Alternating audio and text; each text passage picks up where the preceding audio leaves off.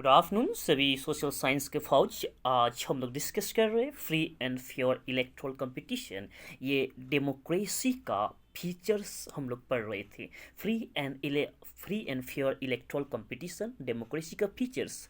ठीक है, इससे पहले हम लोग ने डिस्कस किए थे चाइना का बारे में, और हम लोगों ने यही कंक्लूड किए थे कि चाइना एक डेमोक्रेटिक कंट्री नहीं है, और क्यों नहीं है वह भी डिस्कस किए थे। सो आज हम लोग डिस्कस करते हैं मैक्सिको का बारे में। और ये मैक्सिको जो है प्रेजेंट डे मतलब मैक्सिको जो है, अगर कंटिनेंट का अकॉर्डिंग देखेंगे, नॉर्थ अमेरिकन कंटिनेंट का साउदर्न पार्ट में है। वो मैप भी दिखाएंगे हम आपको। ठीक है, सो आज हम लोग डिस्कस करते हैं मैक्सिको क्या डेमोक्रेटिक कंट्री था या है या नहीं प्रेजेंट डे में, उस चीज़ पर डिस्कस करते हैं। सो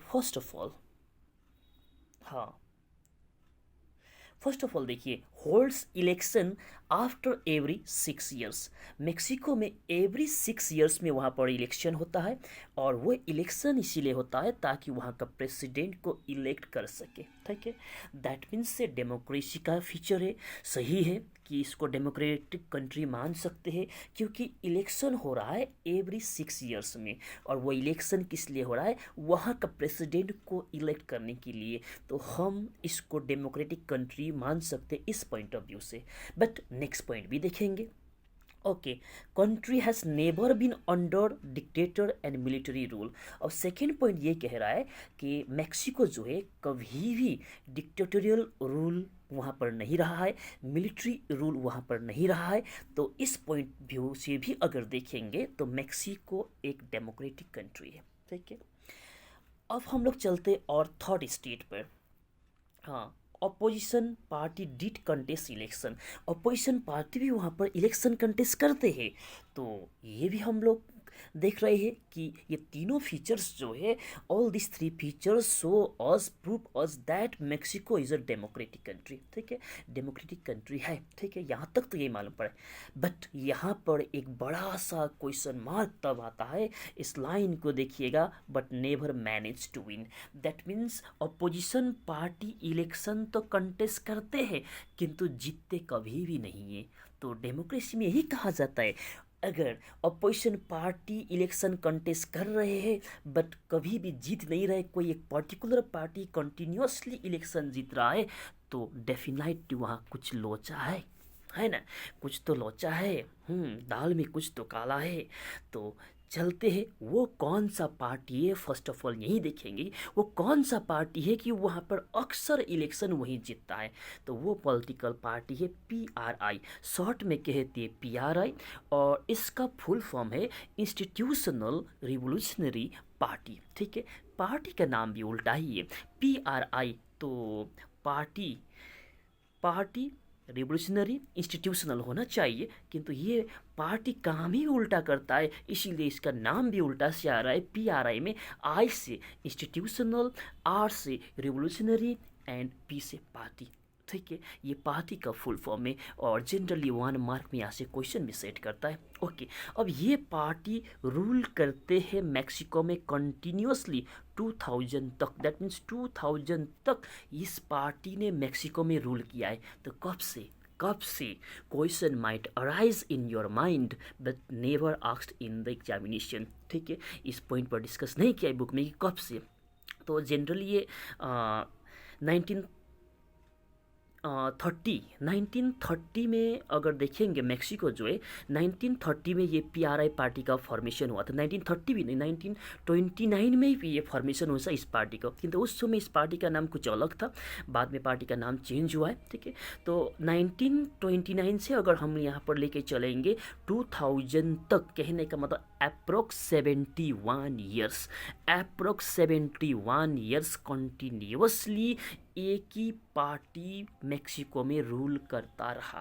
तो अब ये पॉसिबल कैसे है कि एक ही पॉलिटिकल पार्टी कंटिन्यूस 71 ईयर्स तक रूल करते रहे? तो ये तो बहुत ही बड़ा एक कुछ क्वेश्चन मार्क है ना।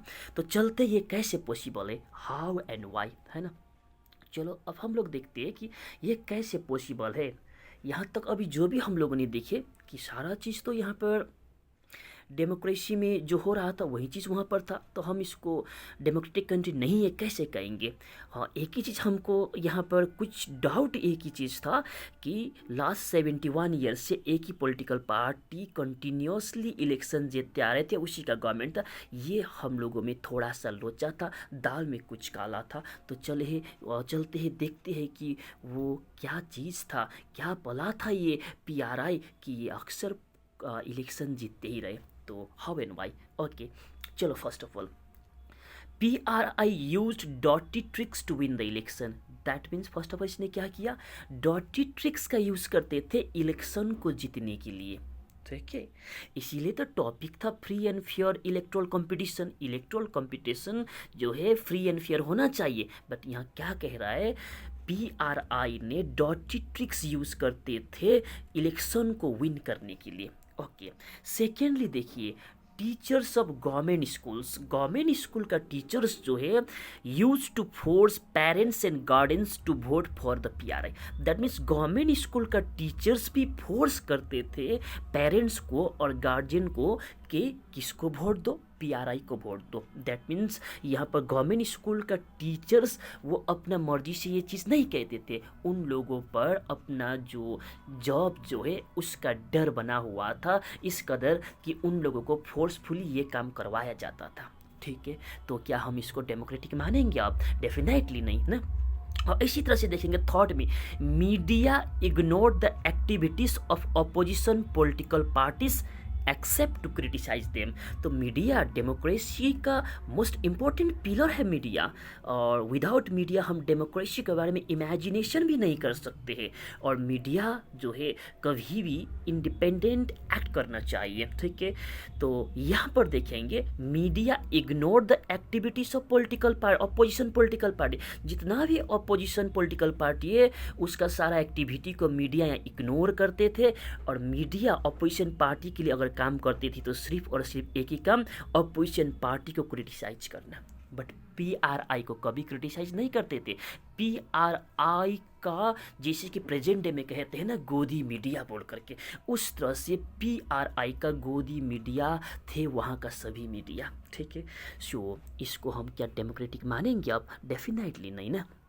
चलो और पॉइंट होगा।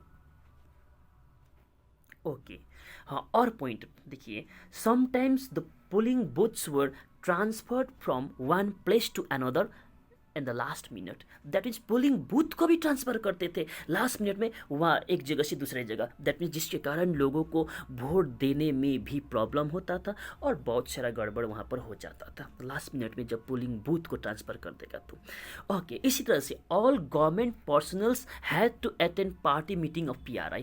तो सभी जितना भी गवर्नमेंट जॉब करने लोग थे उन लोगों को PRI का पार्टी का मीटिंग अटेंड करना होता था।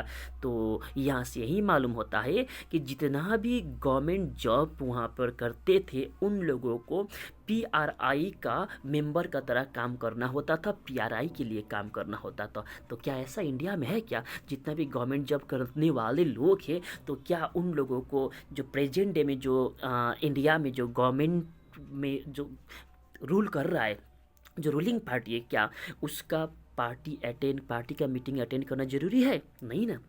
तो इसी तरह से PRI spend a large sum of money to campaign for its candidates, और in the campaign for its candidate अपना कैंडिडेट को जिताने के लिए बहुत खर्चा करते थे PRI। और ऐसे तो रूल्स है इंडिया में, अगर MLA का इलेक्शन कंटेस्ट कर रहे हो, MP का इलेक्शन कंटेस्ट कर रहे हो तो कितना अमाउंट आप खर्च कर सकते हो वो भी तो लिमिटेशन है। नहीं तो जिसका पास बहुत सारा आपका पैसा होंगे वो तो इलेक्शन तो फिर पानी का तरह पैसा बहा करके जीत ही लेंगे। तो इसीलिए यहाँ तो लिमिटेशन है ना, किंतु यहाँ पर ऐसा नहीं था कि ये लोग बहुत खर्चा कर देते थे अपना कैंडिडेट को जिताने के लिए। तो ये सारा लोचा था। अब आप बताइए क्या वो डेमोक्रेटिक कंट्री था 2000 तक? डेफिनेटली नो ना, डेमोक्रेटिक कंट्री नहीं था मेक्सिको 2000 तक। ओके, तो अब थोड़ा सा मेक्सिको देखिए। ये है नॉर्थ अमेरिकन कंटिनेंट, ठीक है, और मेक्सिको यहाँ पर नॉर्थ अमेरिकन कंटिनेंट का थोड़ा सा साउदर्न पार्ट में मेक्सिको। ओके, ठीक है, अब यहाँ तक तो बुक में दिया हुआ है। अब बुक से थोड़ा बाहर जा कर के हम लोग देखते हैं कि क्या प्रेजेंट डे में मेक्सिको डेमोक्रेटिक कंट्री है या नहीं। ये पॉइंट तो बुक में डिस्कस नहीं किया है, तो आप लोग इस चीज़ को देखिएंगे। तो 2000 में ये पीआरआई जो है, पीआरआई का डिफीट होते हैं। तो डिफीट के बाद ऐसा नहीं है कि पीआरआई पूरी तरह से वहाँ पर डिफीट हो गया। तो 2000 में डिफीट होने के बाद भी जितना भी लोकल लेवल का गवर्नमेंट था उसमें डोमिनेशन पीआरआई का रहा है, बट प्रेसिडेंट रहा दूसरा पॉलिटिकल पार्टी का। और 2006 में फिर से इलेक्शन होता है। तो 2006 का जो इलेक्शन है उस समय पीआरआई पूरी तरह से हार गए। ठीक है, तो पूरी तरह से हार गए। और फिर 2012 का इलेक्शन जो था उसमें फिर पीआरआई विनिंग पार्टी बनता है, बट वहाँ पर बहुत सारा करप्शन का चार्जेस वगैरह इस पार्टी पर आते हैं और उसके बाद फिर से ये पार्टी का डाउनफॉल होता है। दैट मीन्स प्रेजेंट डे में बात करेंगे तो मेक्सिको जो है प्रेजेंट डे में एक डेमोक्रेटिक कंट्री का तरह एक्ट कर रहा है। अभी प्रेजेंट डे में भी डेमोक्रेटिक कंट्री है। ठीक है, सो मेक्सिको भी ओवर। अब हम लोग कल डिस्कस करेंगे। कल का पॉइंट क्या है नहीं पता है, कल ही डिस्कस करेंगे। शायद जिम्बाब्वे ना ऐसा कुछ का बारे में हम लोग को पढ़ना होगा। So okay, best of luck for exam also. Take care, bye bye.